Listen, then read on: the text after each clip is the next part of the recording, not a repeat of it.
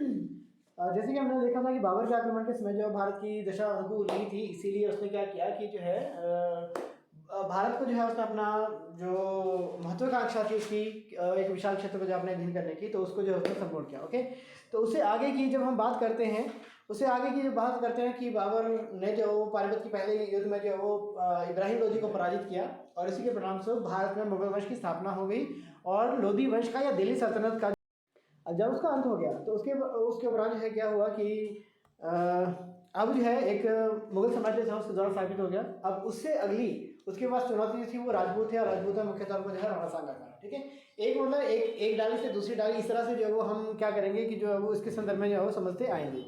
तो जब हम जो है वो बात करते हैं जैसे क्या कहते हैं अपने बाबर की, तो इब्राहिम लोदी से सत्ता छीनने के उपरांत उसने क्या किया, अब उसका जो मुकाबला था वो अवश्यम भावी होगा किससे, राणा सांगा से।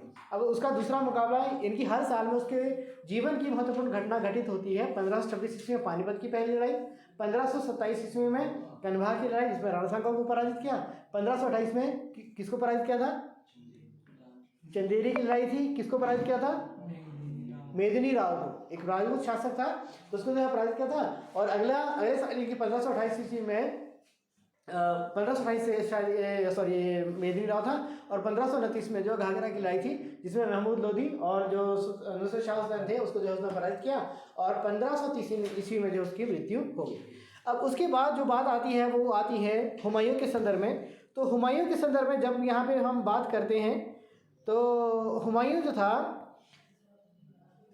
वो उसके वो एक साम्राज्य विरासत में प्राप्त हुआ तो था, लेकिन वह बहुत ज़्यादा समृद्ध नहीं था। और वो समृद्ध इसलिए नहीं था क्योंकि एक तो उससे पहले के जो शासक थे, बाबर द्वारा जो स्थापित जो साम्राज्य था वो पूरी तरह से व्यवस्थित नहीं था, पूरी इस तरह से मजबूत नहीं हो पाया था। एक तरह से जैसे हम बात करते हैं कि एक पौधा लगाया, लेकिन एक पौधे को लगाने के साथ साथ उसे सींचने की भी जरूरत होती है, उसे फेंस करने की, इनकी उसको सुरक्षित करने की जरूरत भी होती है। तो उस स्थिति में वो सब चीज़ें नहीं हो पाती।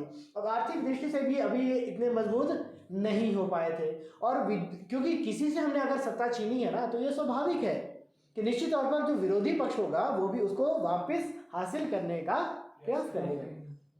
क्लियर हो रहा है?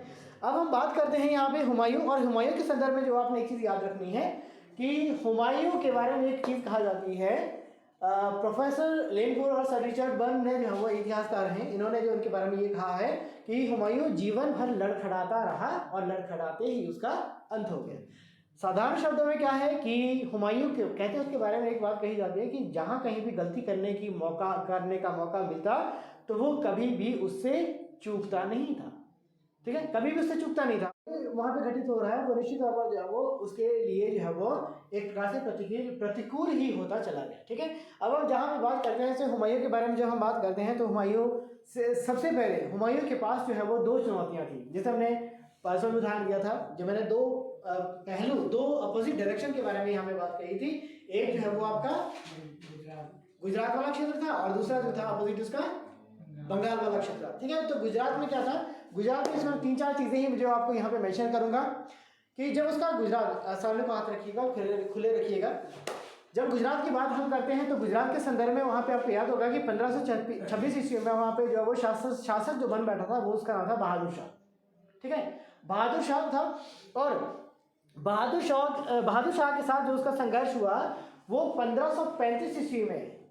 ठीक है, बहादुर शाह था वो अपनी शक्ति को बढ़ा रहा था, और यहाँ तक कि मैं आपको ये बता दूं कि गुजरात दिल्ली से बहुत ज़्यादा दूर नहीं है, और वो कहीं ना कहीं एक इच्छा, एक नज़र गड़ाया था कि कब वो जो है दिल्ली के राज सिंहासन पर जो अपना कब्जा कर ले, और उसके लिए ज़रूरी था कि वैसी ही इच्छा रखने वाले किसी दूसरे उससे जो उसका सामना हो पाए। और हुआ क्या कि 1535 ईस्वी में, अब 1535 ईस्वी में अभी जो वो केवल मतलब इच्छा जाहिर वो कर रहा था, लेकिन 1535 ईस्वी में उसने अपने विरोधियों को, हुमायूं ने अपने विरोधियों को मौका दे दिया। क्या हुआ कि 1535 ईस्वी में उसने कर दिया मेवाड़ और चित्तौड़, मतलब मेवाड़ पर जो है उसने मतलब मेवाड़ की रानी जो है कहते हैं जो उसको उसने हमला कर दिया। तो कहते हैं कि जैसे मैंने पहले भी कहा था कि उसने जो उसे प्रस्ताव भेजा था कि वो सहायता करे, उसका राखी भिजवाई थी उसको कि वो उसकी जो सहायता करे, लेकिन उसने उस बात को स्वीकार नहीं किया। ठीक है, लेकिन उसके बाद क्या हुआ कि जब उसने अधिकार कर लिया ना चित्तौड़ पर, किसने, बहादुर शाह ने, तब जो उसकी अकल ठिकाने आई। अब उसने जो उस पर हमला किया, हमला करने के उपरांत जो है उसे जीत भी लिया, ठीक है। लेकिन क्या हुआ कि बाल बहादुर शाह जो था वो वहाँ से भाग कर वो चला गया मंदसौर, ठीक है। वहाँ से उस क्षेत्र को भी उसने अधिकार करे, वहाँ से चला गया वो, फिर वो मालवा। अब मालवा की जो राजधानी थी वो थी मांडू। और मालवा मतलब एक प्रकार से जब हम इस अकबर के बारे में पढ़ेंगे तो उसमें देखेंगे कि अकबर के समय में वहाँ पे जब उसने अधिकार कर लिया था कि वहाँ का जो शासक था वो रंगरलियों में मस्त रहता था। उसके कहते हैं कि जो पायलों की झनकार थी वो उसके दरबार में हमेशा जो है वो गूंजा करती थी। तो कुल मिलाकर वहाँ से वो मांडू चला गया, मांडू पर भी अधिकार कर लिया और वहाँ से वो फाइनली जो है वो गुजरात चला गया, ठीक है। गुजरात में चला गया, लेकिन गुजरात जाने के उपरांत वहाँ पर अधिकार करने के उपरांत जो है जैसे वो वहाँ से आगे बढ़ा तो कहते हैं कि वहाँ पे उसे मालवा जाना पड़ा क्योंकि मालवा में विद्रोह हो गया था। तो उसने क्या किया, आनंद फानन की जल्दबाजी में उसने क्या किया, अपने भाई, उसका नाम था अस्करी, उसको जो है वहाँ का राजपाट संभाल दिया, उसका गवर्नर बना दिया और खुद चला गया मालवा। लेकिन वो क्या था, वो एक अयोग्य शासक था, अयोग्य साबित था, अयोग्य ही था ना उसका भाई वो। तो अयोग्य जब था तो उस स्थिति से निपटने के लिए उसने क्या कर दिया कि वो वहाँ से उसने जो अपने आप को छुटकारा पाने का प्रयास किया, ठीक है। अब मालवा के जब मालवा में था हुमायूं तो उसी दौरान कहते हैं कि पूर्व में बंगाल में शेर खान ने जो वो मतलब एक उसके लिए एक असहज सी स्थिति जो उत्पन्न कर दी।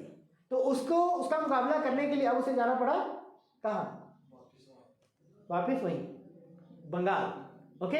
अब यहाँ पे जब यहाँ पे वो पहुंचा था ना, ठीक है, गुजरात से वो फाइनली जो बहादुर शाह था वो भागता हुआ चला गया पुर्तगालियों के शरण में, दीव, दमन और दीव आपने सुने होंगे ना, दीव चला गया। और दीव जो नियंत्रण में था वो पुर्तगालियों की, अगर वो, और उसकी बहुत बड़ी राजनीतिक भूल थी ये, क्योंकि उसने दीव जाकर उसको अपने अधिकार में नहीं किया, वो पुर्तगालियों की शरण में चला गया और उसने एक हिंसक जानवर को, एक तरह से मैं ये कहूँगा कि हिंसक जानवर को जो है उसने, अगर बाई चांस हम जो किसी हिंसक जानवर पर जो हमला करते हैं उसे धार्मिक अवस्था में छोड़ देते हैं तो स्थिति में वो वापस हम पर जो हमला कर सकता है, तो वैसा ही वहाँ पे किया। अगर वो दीव जाकर उसकी शक्ति का पूर्ण दमन करता तो शायद अपने आने वाले संकट को वो हमेशा के लिए खत्म कर देता, लेकिन उसने ऐसा नहीं किया और यहाँ से वो क्या चला गया, बंगाल चला गया, ठीक है। और यही वो बहादुर शाह था जो अंत तक उसके लिए जो है बहुत बड़ी चुनौती बना रहा। दूसरा जो है वो हम यहाँ पे पक्ष लेते हैं, वो लेते हैं शेर खान। शेर खान कहाँ का शासक था, बंगाल का शासक था। अब जो बंगाल का जो शासक था ना, एक्चुअली में शेर खान ने क्या किया, अपनी 1533 से लेकर 1536 ईस्वी तक जो उसने अपनी स्थिति को बहुत ज़्यादा मजबूत कर लिया, बहुत ज़्यादा मजबूत कर लिया, एक सशक्त। अब बिहार को उसने जो अपने उसमें जो मतलब अधिकार किया था, बिहार के साथ साथ अब उसने जो वो बंगाल को भी अपने नियंत्रण में कर लिया, अपनी शक्ति को बहुत ज़्यादा बढ़ा दिया। जब ऐसा हुआ तो अवश्य ज़रूरी था कि उसका मुकाबला जो है वो हुमायूं से होता। अब हुमायूं ने क्या किया, हुमायूं ने जो वो 1537 ईस्वी में, पहले 1537 में चुनार के किले को घेर कर उस पर विजय हासिल कर ली। और मैंने आपको कल भी कहा था कि उसने जब एक झूठ मूठ का ढोंग रचा कि मुझसे गलती हो गई, मुझे माफ़ कर दो, ठीक है, और ऐसा करके जो उसने अपने आप के लिए मुसीबत खड़ी कर दी।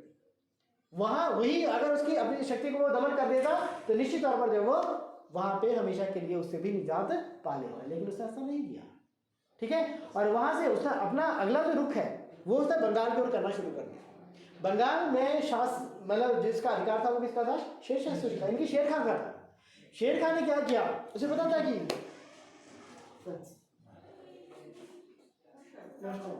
हाँ जी नहीं इधर, ठीक है। तो उसमें क्या हुआ कि उसने जो वो बंगाल पर हमला करके जो उसमें क्या कर लिया कि बंगाल में जहाँ पे उसका परिवार रहता था उसको उसने वहाँ से शिफ्ट करवा दिया। रोहतासगढ़ नामक एक जगह थी, किला था, वहाँ पे उसने अपना परिवार जो है शिफ्ट करवा दिया। और उसे ये पता था कि हुमायूं को जो है वो शराब पीने की बहुत गंदी आदत है, ठीक है, ऐश्वर्यपूर्ण जीवन जीने की बहुत गंदी आदत है। तो उसे पता था कि, और उसने क्या कर दिया, उस महल में जो है वो शराब रखवा दी। और वो आया और इसी की मतलब जैसा उसने सोचा था बिल्कुल उसी के अनुरूप वो खुद भी शराब पीने में मस्त हो गया और पूरी की पूरी सेना भी। और उसी के परिणाम स्वरूप क्या हुआ कि उसे भागते हुए जो है वो आगे जब उसको पता लग गया शेर खान को, तो उसी के परिणाम स्वरूप जो उसने उस पर धावा बनने का प्रयास किया, उसने भागने की प्रयास किया। तो जून 1539 ईस्वी में क्या हुआ कि चौसा नामक स्थान पर बुरी तरह से पराजित कर दिया हुमायूं की सेना को। क्लियर हो गया। और उसके बाद अगले वर्ष मई 1540 ईस्वी में, 1540 अगर 19 बोला गया होगा तो गलत है, 1540 ईस्वी में क्या हुआ, चौसा अपना कन्नौज, इसको कन्नौज की लड़ाई भी कहते हैं या बिलग्राम का युद्ध भी कहते हैं।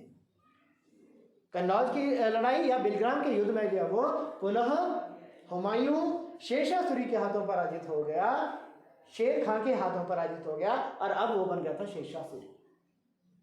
ठीक है। और अब जो है इस पराजय के परिणाम स्वरूप उसे भारत छोड़ना पड़ा। क्लियर। अब वो भारत छोड़ के चला गया। और फिर क्या हुआ, फिर वो उत्तर पश्चिमी क्षेत्र होता हुआ अंततः वह पहुंचा था ईरान के शासक शाह तहमास्प के पास, और उसी से अंततः सहायता प्राप्त करके जब वो 1555 ईस्वी में अपनी राजगद्दी को पुनः प्राप्त करने में सफल हो सका। क्लियर हो रहा है? समझ आ रहा है बेटा? ठीक है।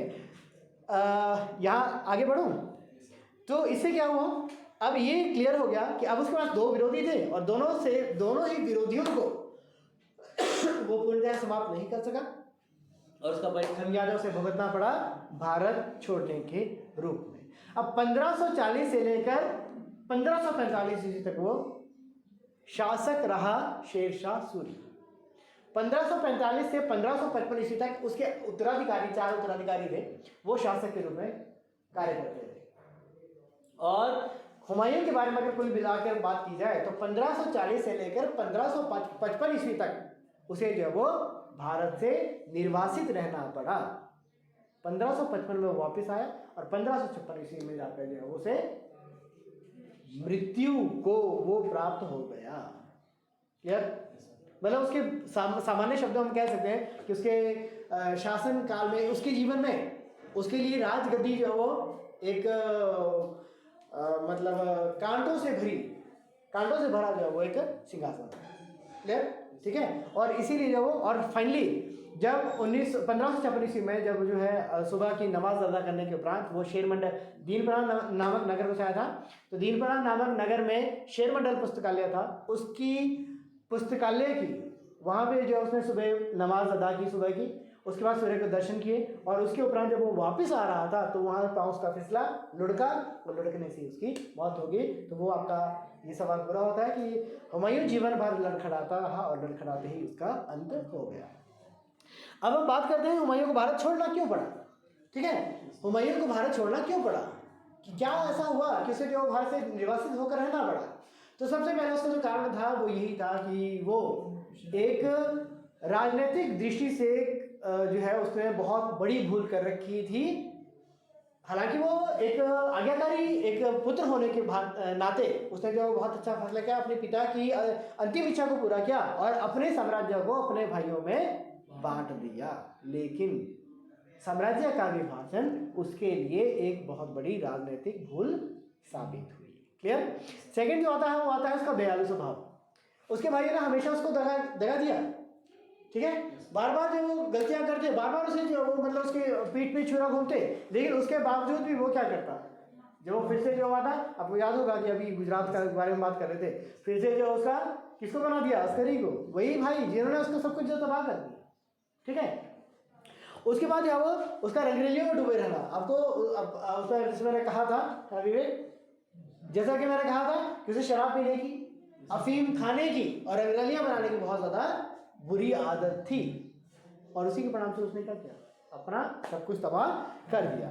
फिर उसके बाद जो आता है वो आता है राजपूतों की सहायता ना करना। आपको याद होगा कि मेवाड़ की वो है ना चित्तौड़ पर अधिकार करने से पहले वहाँ की रानी ने जो उसे प्रस्ताव भेजा था सहायता के लिए, और अगर उस समय उसने जो उसकी सहायता कर ली होती ना तो निश्चित तौर पर जो समय आता तो निश्चित तौर पर उसकी सहायता करती, लेकिन उसने ऐसा नहीं किया, ये अवसर उसने गवा दिया। तो बहादुर शाह के विरुद्ध कार्यवाही को अंत तक ना ले जाना। अब आपको याद होगा कि इससे पहले जब हम बात कर रहे थे तो जब वहाँ से जैसे चंपानेर और कैम्बे को जो उसने गुजरात में जो अधिकार कर लिया था, वहाँ से भागकर बहादुर शाह कहाँ चला गया था, दीव चला गया था। अगर उसने ड्यू जाकर तो वो अपने उस कार्यवाही को पूर्ण अंजाम तक वो ले गया होता तो निश्चित तौर पर उसके लिए ये चुनौती हमेशा के लिए खत्म हो गई होती, लेकिन उसने ऐसा नहीं किया। और अगला जो है वो अस्करी को गुजरात का गवर्नर बनाना, और अस्करी को जो है वो गुजरात का जो उसने गवर्नर बना दिया तो उसकी बहुत बड़ी राजनीतिक भूल थी, क्योंकि वो अयोग्य था। और दो पहलुओं से, एक तो जो है वो अपने राज को, अपने घर को जो है किसी कमजोर व्यक्ति के हाथों में दे देना एक किसी मुसीबत मोल लेने से कम नहीं है। और दूसरी बात जो है वो इस महत्वपूर्ण क्षेत्र को जो है वो हमेशा हमेशा के लिए एक बहुत बड़ी समस्या के रूप में उसने खुला छोड़ दिया, तो जो उसके लिए बहुत बड़ी भूल थी। और एक चीज़ मैं यहाँ पे और ऐड करना चाहूँगा जिसमें पीपीटी में इसमें मेंशन नहीं है, वो है शेर खान की शक्ति को जो है वो कुचलने से गुरेज करना। क्योंकि आपको याद होगा 1537 में जो है उसने चुनाव के किले में उसको अधिकार कर लिया था। हालांकि 6 महीने लगे थे उसको अधिकार करने में उसका, क्योंकि उसमें बहुत ही कुशल तोपची थे रोमी खां, तो उसके विरोध में जो वो उसे मुश्किल का सामना करना पड़ा। लेकिन फिर भी अगर वो चाहता तो वहाँ पे उसको जो है वो खत्म कर देता, तो भी शायद जो उसे ये इस संकट का सामना ना करना पड़ता। लेकिन उसने ये गलतियाँ की और उसका परिणाम ये निकला, उसे भारत छोड़ना पड़ा।